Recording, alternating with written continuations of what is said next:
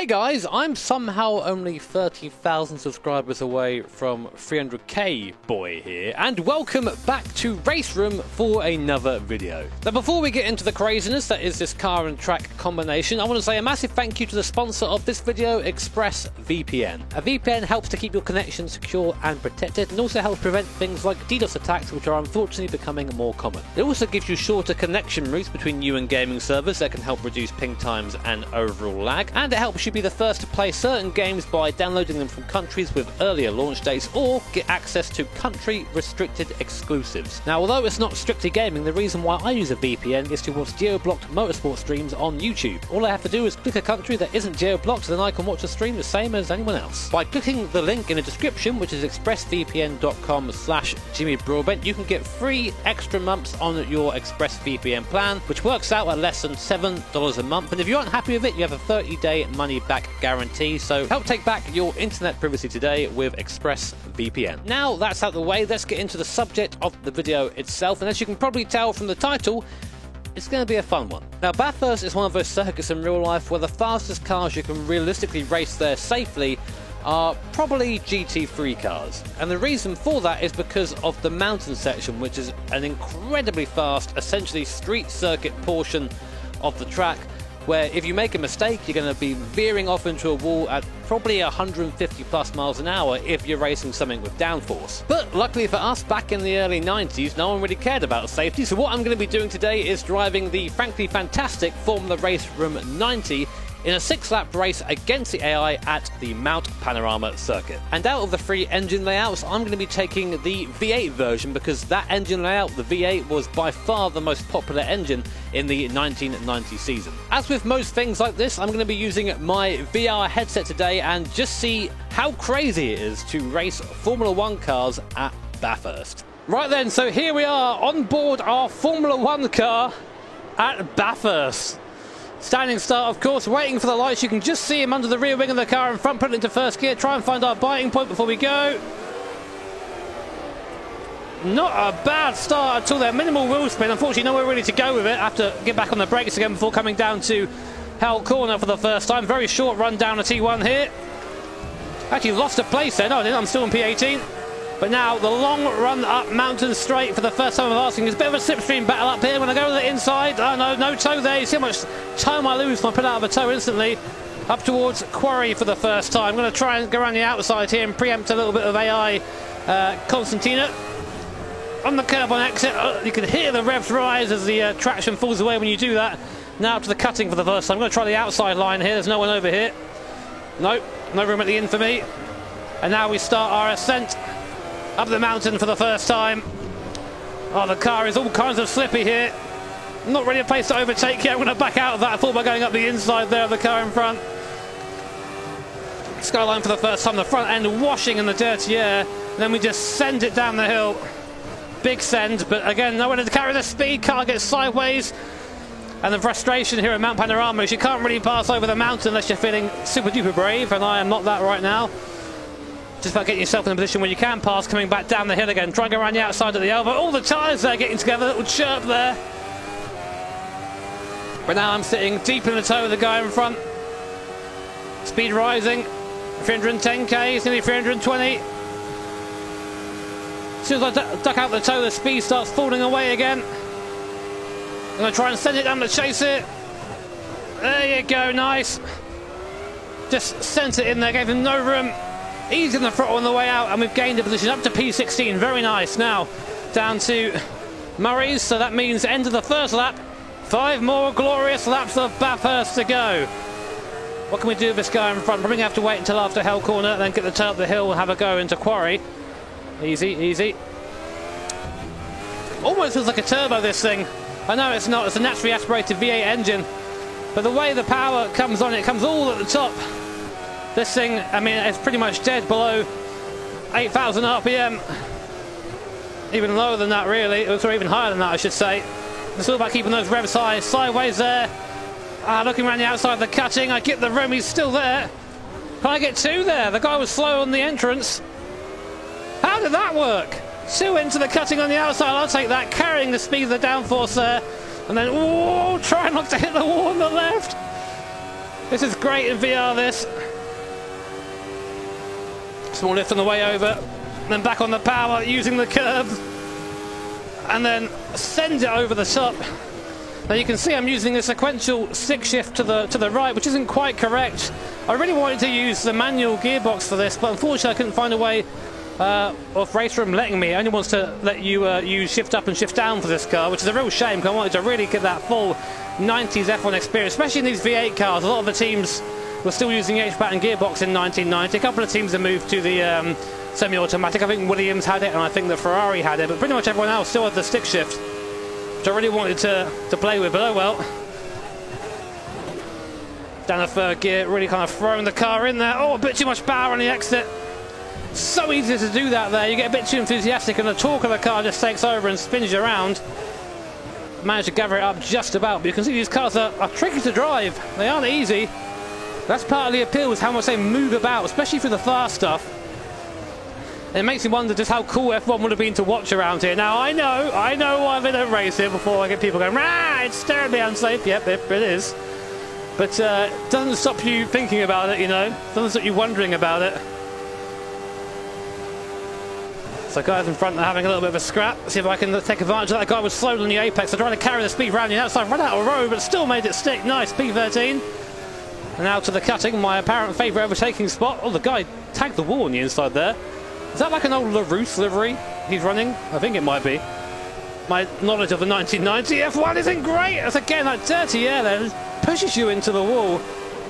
You want to keep flat over there, but you can't quite manage it in these cars. I mean, they haven't quite got the downforce on the mechanical grip, or anywhere near either, I should say, of the modern machines. That's what makes them interesting. They move around a lot as I tag. I think I just scraped the wall there on a downhill. That would have been a suspension failure in real life. Luckily, I've got damage turned off because I foresaw that I'd probably make a mistake at some point. Again, just a little bit of a wall tap there. I'm just leaving little bits of tyre rubber so people know that I've been here. You know, it's like a graffiti tag or something. So P13, I'd love to get top 10 for this race. This is where I can have the best opportunity to overtake, is when I get into the toe like this. 320 k's, that's 200 mile an hour, I should say. He's going to go defensive to the inside. Not really much I can do there. Slows down on the apex as well, so I have to slow down, so we both lose time doing that. Car is so hairy on the exit, I love it. Oh, watch out for the curb. Smash the power. There doesn't seem to be that much difference in performance between the V8, the V12s and the V10s around here, which is nice. I mean, in real life, the V10s and the V12s have probably run away down the straight a little bit, where these cars are a bit more manoeuvrable in the corners. Position gain there at Helcorn. I'm just going to keep an eye on my mirror now in case he tries to come back at me into quarry here. He has a look. Oh, I'm stuck in my mirrors there. That's classic psychology there. Even though, well, that's just me being silly, but people do that. Make your mirrors fall and you make a mistake into the next corner. Send it into the cutting again.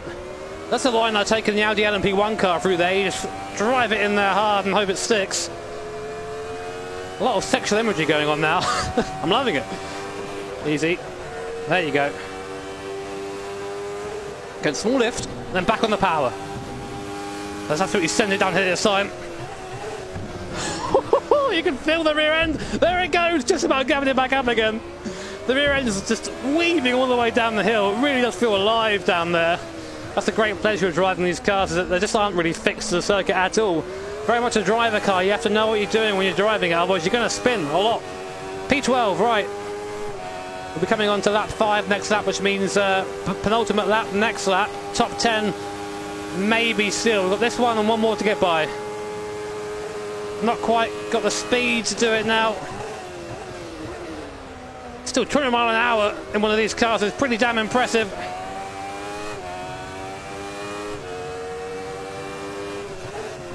Oh wow, nearly ran into the back of the guy in front there. He was a bit slow coming into the corner. AI speed seems somewhat inconsistent sometimes in some of the corners, but I guess that's part of the fun of it, right? As I lock up myself there going down to Hale corner. And just dip into the slipstream straight away. Oh, I've already got the run. This should be an easy move. There you go. Through we go. Look over. See you later, mate. Kind of Mansell-esque helmet there. Braking a bit earlier for Corey than last lap. Overshot it last lap. I'm not even looking at my mirrors. I know he's not going to try and come back at me. He shouldn't do. Holding fourth gear there. Could probably have taken 5th, but I don't know, probably would have lost a bit of time doing that. Very difficult to get this right up here. Oh, the car sliding like it back on the power, sliding at 140 mile an hour between the walls. What fantastic fun. In VR, the sense of speed as well is pretty damn amazing, I'm not going to lie. Especially when you send it over the top here. Hopefully it comes across a little bit in the recording. I don't know if it will or not, but a man can dream. Trying to really make up that time there over the mountain. Sliding on the way a little bit. Actually, it helped me. Wouldn't recommend doing that. So, P11. Top 10's in front of us. We are probably not going to get much of a tow down here, but I'm going to stay behind him anyway. Yeah, you see how much less speed we're carrying. We're 15 k's down on being in the tow last lap. We're just starting to pick it up a little bit now, though. Just a little bit. So now I've got to try and do that thing that I'm bad at, which is driving well to try and catch this guy in front and get by him for the last lap. Top 10 would be fantastic. We started P18 on the grid, so that'd be +8 for the race here. Stand on the throttle and look at the gap I made there coming down into Murray's corner. The AI a bit slow. There it is, the last lap. Just confirm we've only got one more lap of this fantastic Mount Panorama circuit. A bit quicker off there than the last guy was. Going to just sit in that draft. We're going to have the run. When you go defensive though, he's sitting in the middle of a track. He's thinking about it. No, to the inside we go. Oh, he's a bit quicker though into Quarry than I am. Maybe time to pull off another of the crazy cutting overtakes. Let's track all the way out there. Oh, a bit wide there. He might still be there. He is still there, but I get him on acceleration. Top 10, nice. Car is moving all over the shot as I just try and keep it going. Can we get one more as the guy in front? Dab of the brakes there. Wasn't very confident to keep it flat. Oh, Jimmy, wrong line. We're still good. No, give me the downshift. Ah!